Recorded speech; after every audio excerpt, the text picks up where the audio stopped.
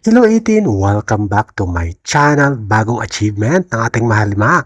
Bagong headline. Featured ang SB19 sa V-Man Southeast Asia Edition. At heto nga, ang V-Man Magazine ay originally from America sa New York. V-Man Magazine is especially made for men, focusing for culture, art, film, and fashion.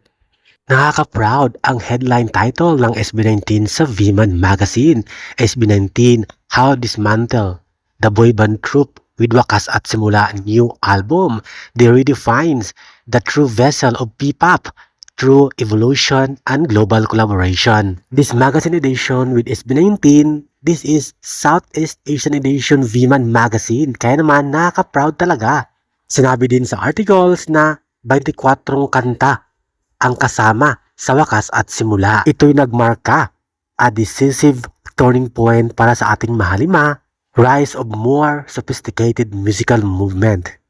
Binansagan din ang boy band na SB19 na architect, hindi lang performers, hindi lang artist, kundi isa silang architect na kung saan sila gumagawa ng kanilang produkto at music album. Na-mention din ang Ilaw song na kung saan unfiltered dive into suffocating pressure of visibility.